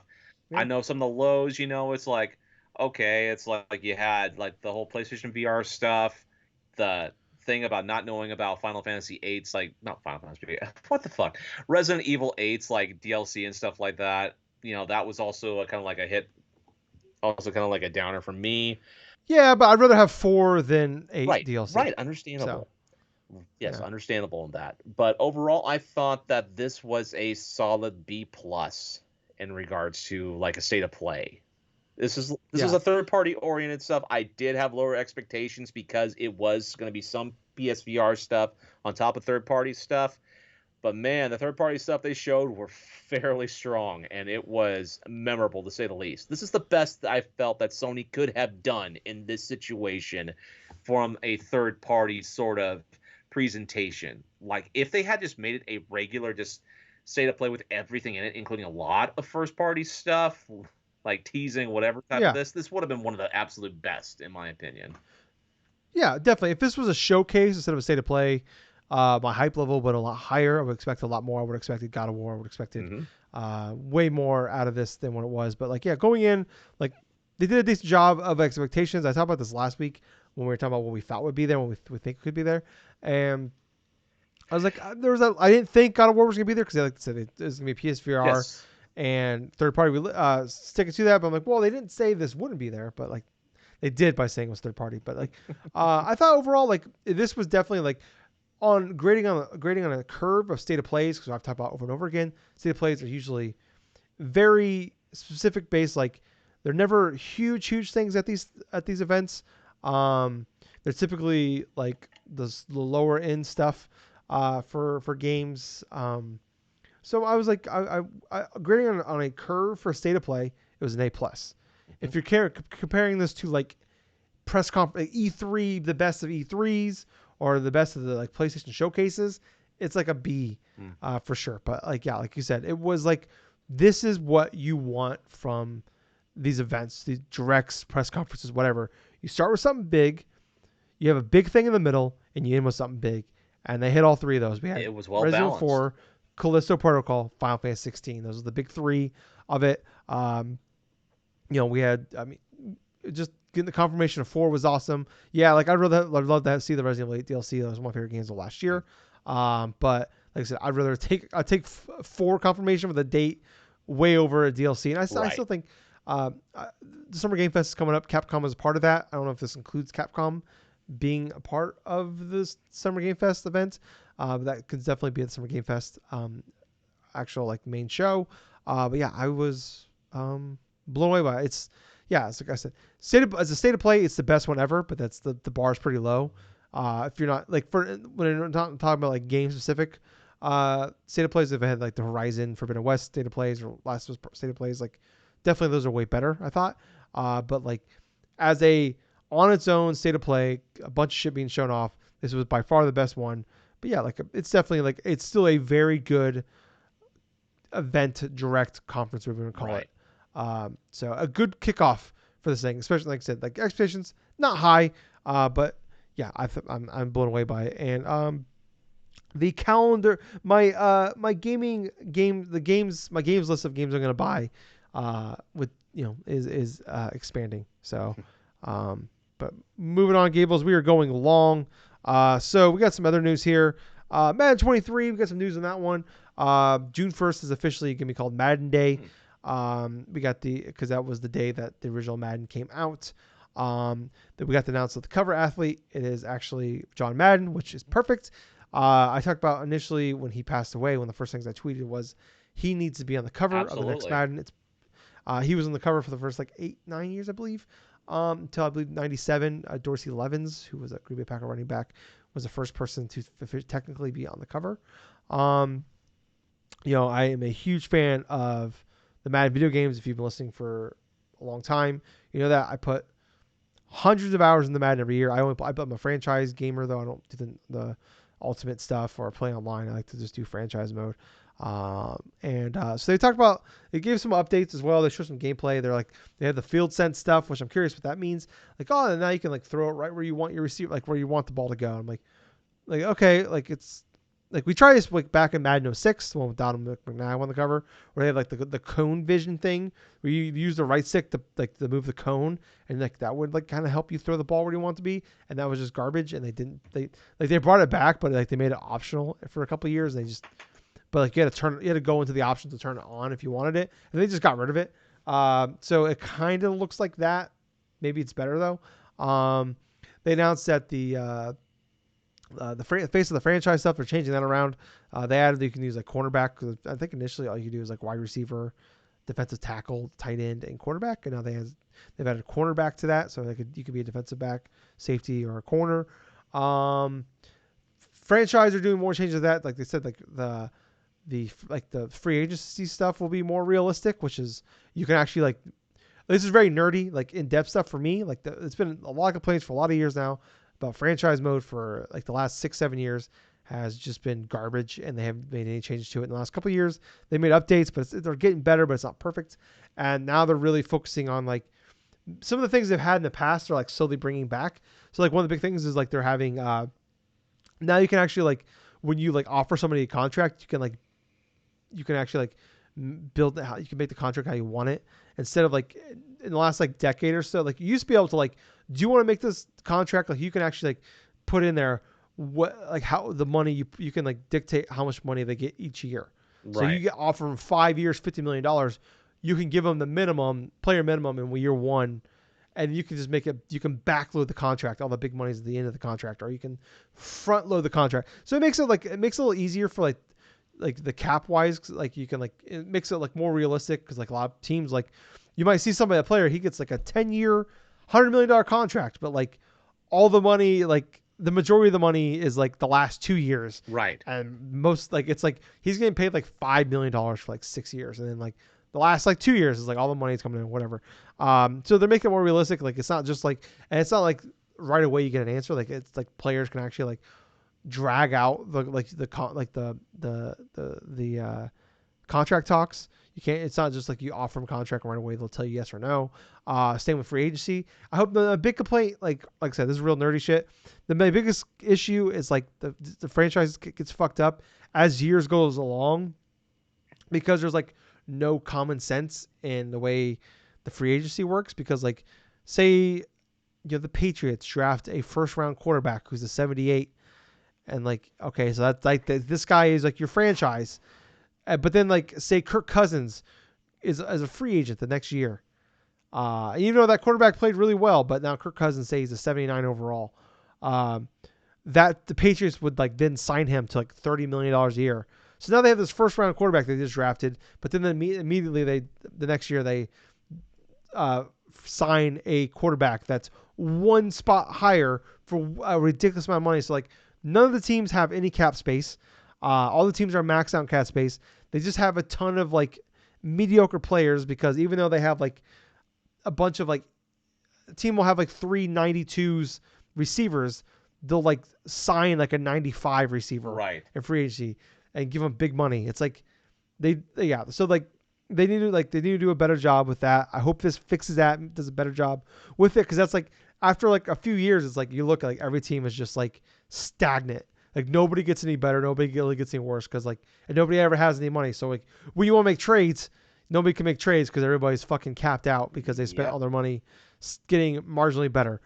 So I hope that like real nerdy shit. Like it's like I think the gameplay is almost perfected at this point. Like this is like it's incredibly fun to play. I'm still going back and playing like Madden 22 right now. I can play like 3 games a day. Still love it. Like the face of the franchise are fixing as well because like it's just garbage. It has been like they've tried to put a story mode in it. Try to do the NBA 2K stuff. The story mode sucks. It takes forever to actually get to like the actual like NFL part of it. Like you do the high school. You can't skip the cutscenes. The voice acting is so generic, and the story is so generic. I hate it. And then the storylines and like the college part sucks. So it's time to get rid of that, especially with the NCAA football or whatever it's gonna be called, College Football 23 coming out next year.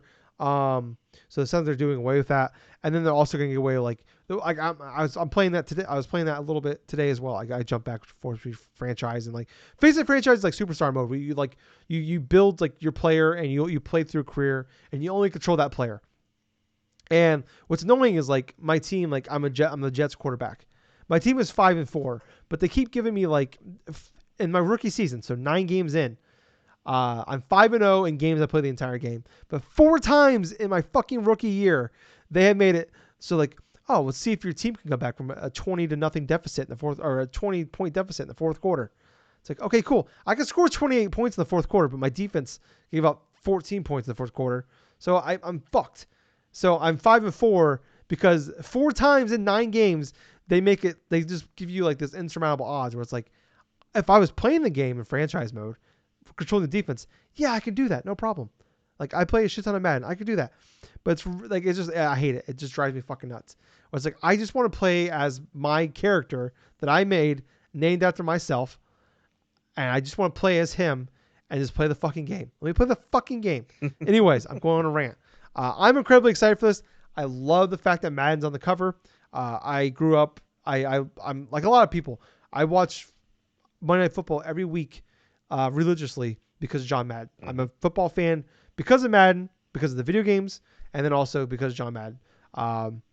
So I'll forever love that man for the rest of my life. Balled like a baby when he passed away. Balled like a baby when he retired. Love that guy. And I always buy Madden digitally.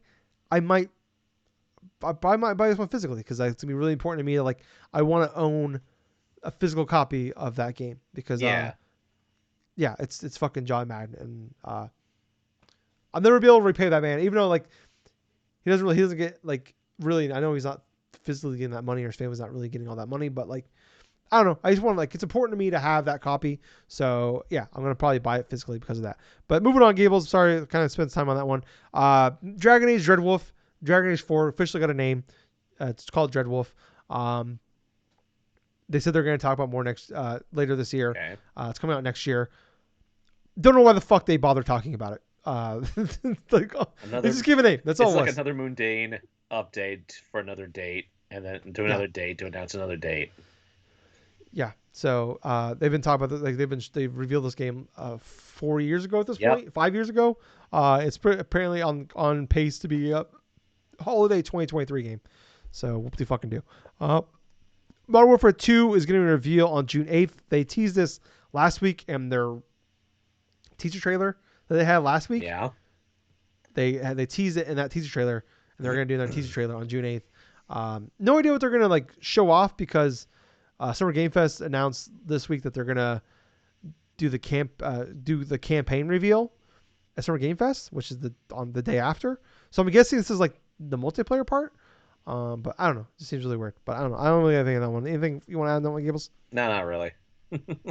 Okay, and finally, Sonic Frontier. We got gameplay on that one. We got not one, but two. We got the first gameplay on Wednesday that showed like the open world parts of it.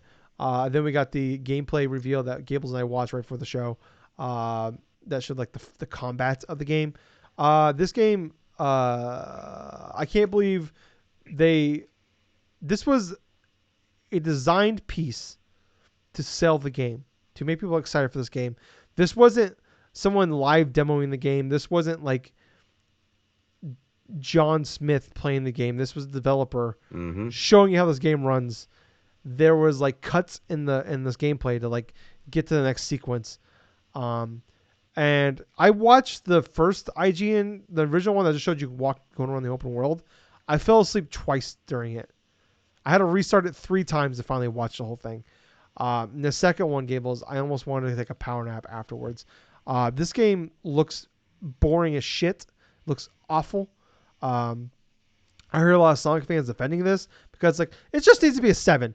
How abused are Sonic fans at this point where it's like you've been getting 6s and maybe 7s for 20 fucking years.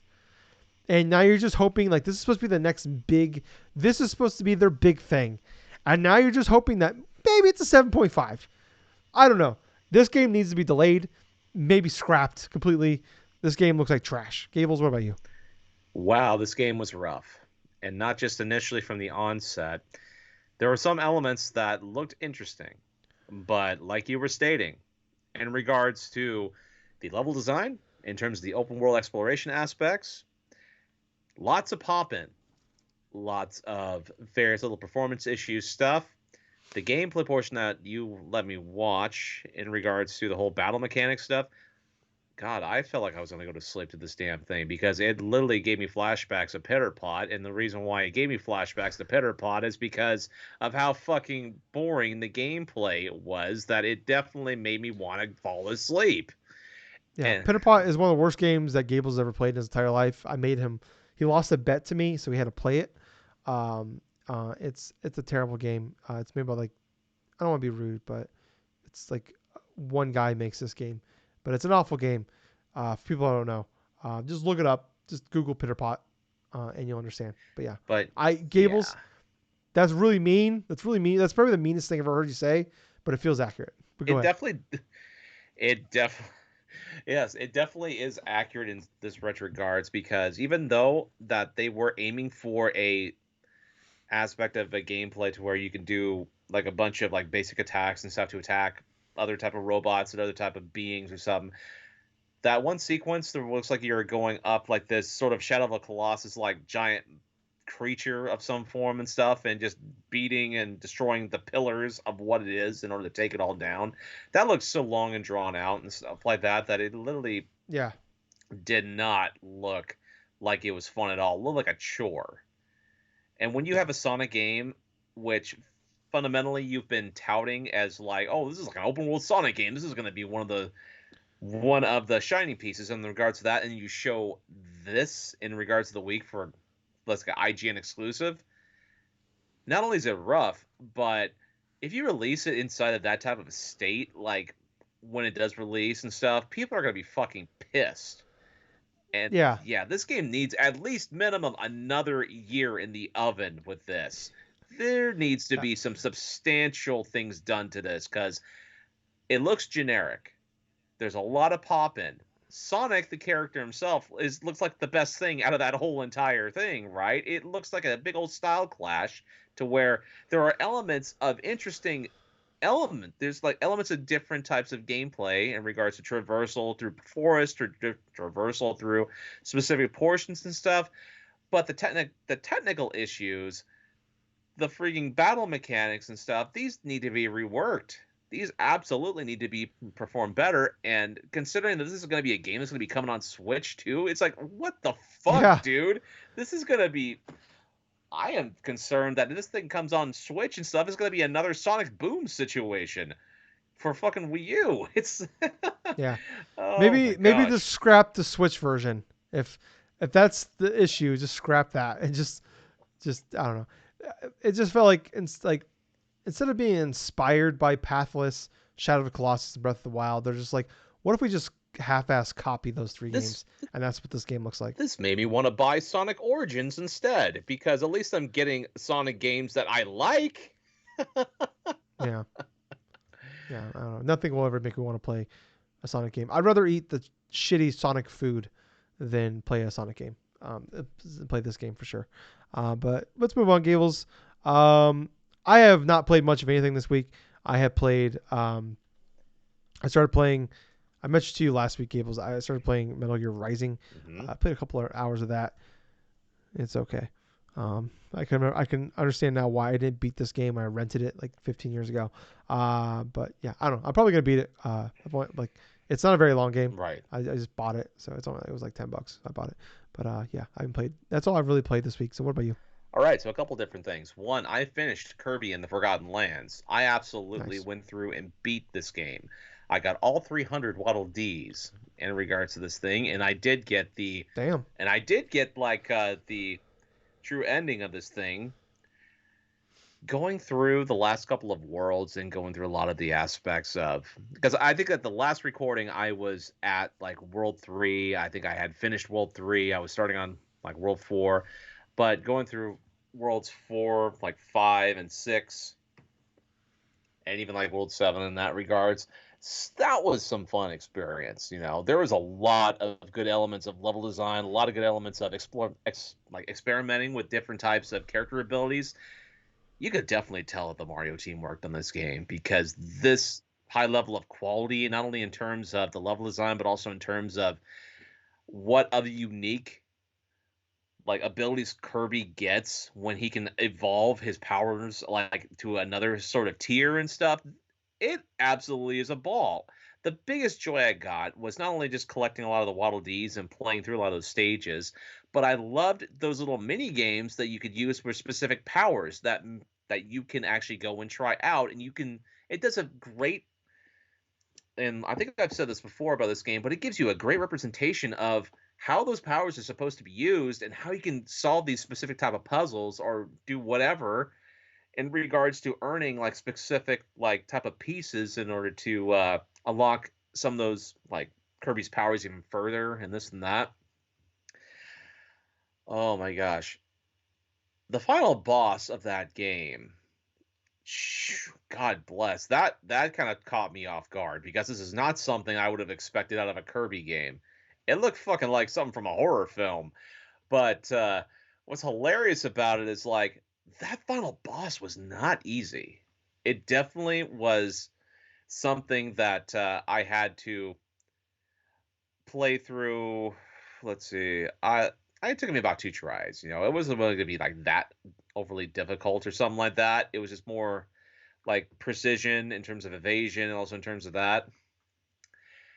Like up until that point, a lot of the other bosses and stuff, they hadn't given me that much like trouble. Even like the one that I had trouble with like about a week ago, Silly Dillo and stuff. I did manage to go through and beat him without getting hit. And that's because I figured out that Kirby can fucking slide. So that's what I use, the slide mechanic. But no, that last boss for Kirby and the Forgotten Lands, man, like after you collect every single Waddle Dee and you get to that boss, and then all of a sudden it just evolves into this crazy ass sort of like futuristic sort of shit to where you're battling this epic boss battle, and then all of a sudden that towards the end of that stuff, it's like you have to try to do like and it's going to be a little bit of minor spoilers and stuff, but you have to escape from this realm and stuff like that to go back to like Planet Popstar and stuff like that. Jesus Christ, this was a lot more epic than I thought this was going to be. And the best part about it, even after that, there is even more content that you can go forth and dig into, because after that initial thing and after that whole John Carpenter The Things sequence with all of these fucking characters are just getting like all these enemy characters are getting swallowed by this goddamn like genetics, this sort of like biohazard sort of creature or something that's merging with all these other life forms and stuff. Oh my gosh. You can actually go back to that world that you escaped from, and you can go to different like almost like Neo versions uh those stages that you just gone through and beat. I've only went through the world one and gotten all 50 of these pieces from that stage, because now it's like they have these other type of collectibles you can go through and do, and the maximum's like 50 per like world stages and stuff, so it's like 7 in all, and so I got 50 in that. But after I did that, I decided to want to give a little bit of break for Kirby and the Forgotten Lands, because that was a lot. That was at least close to around at least over 20 hours or so of gameplay I put into that game. That was a lot more than I thought that I was going to spend. But it is definitely one of the best games of this year. Absolutely one of the best games of this year. Oh yeah, give me your contender right now. Absolutely. Absolutely.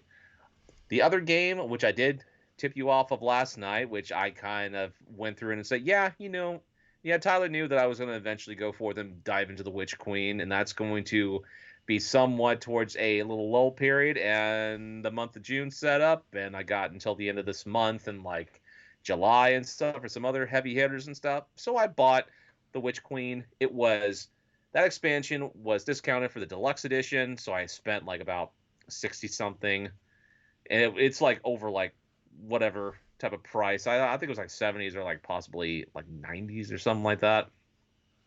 But I had a chance to try the first couple of missions. It's not bad. It's actually fairly interesting. And also the elements of experimenting with this one weapon you get called the glaive and stuff, to where you can insert certain modifications into this damn thing. It's a fucking gun sword. It's basically the type of weapon and stuff to where you can aim it with your sword and stuff. You can shoot like almost these shotgun blasts from this damn sword, but you can use it as a melee weapon. It's crazy looking. But If only it was an umbrella. yeah, I know, right? The most hilarious part is myself and 3 other friends and stuff that live locally. We were playing that game online last night.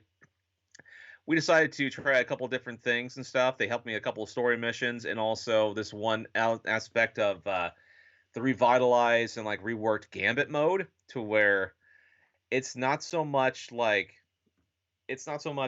you could. There's little tweaks here and there. I can't really pin down exactly what has changed, other than like when you do summon a primeval and stuff like that. That the corresponding enemies you're supposed to beat before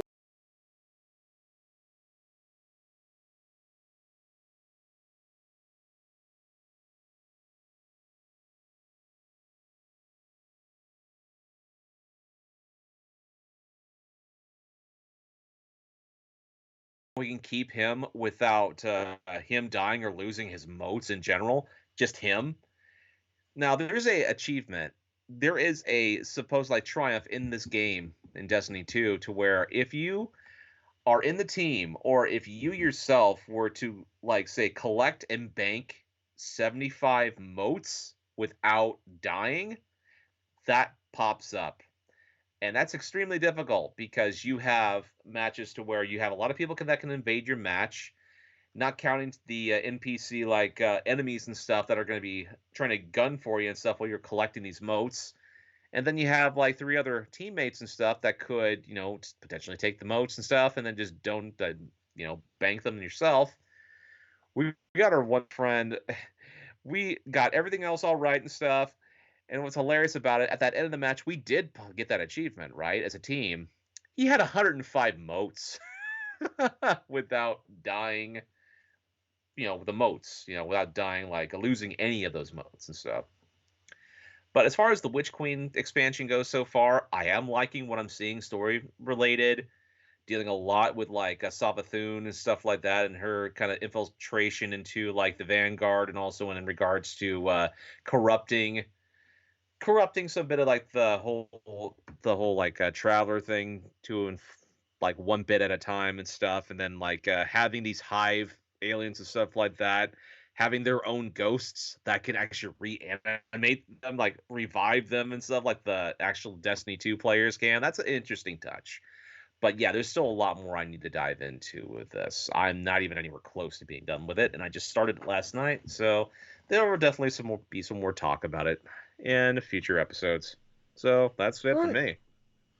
Very cool, Gables. Well, we need to get out here. We're going really long. We still got 2 more shows to do after this. So thank you so much for listening. If you liked all this, please look in the show notes, and there'll be links in there to wherever we're at, Facebook, Twitter, YouTube, Apple, Spotify, Google, Podcasts, all those places. Please like, follow, subscribe, tell your friends. Please 5-star reviews if you can. If you don't want to leave a 5 or a 4-star, just don't bother. Just don't. Keep listening, keep watching, whatever. But don't review. It's fine. Thumbs up only. And every time you click the like button on the YouTube channel, Gables will feel that wherever he's at. It's over there by his junk. So thank you guys once again so much for watching, listening, whatever. I was just And I've been Colonel Gables. Thank you, everybody, for being you and helping out where it matters the most. And that is by watching another fun-filled episode of the DrunkNerds podcast. Hey, Gables. Yep. I was host. Wait, what? I'm very tired. Hey, Gables, too sweet. Too sweet, man. Bye, guys. See ya. See ya. Jesus Christ, it's late. I forgot I didn't even know what the hell you said there. I don't know. I don't know either. I started mumbling. All right, bye, guys. Mumblings. It's like, are you okay, Tyler? Are you having a stroke? I don't know, man. I think I'm having a brain aneurysm. It's very late. God damn it. Oh.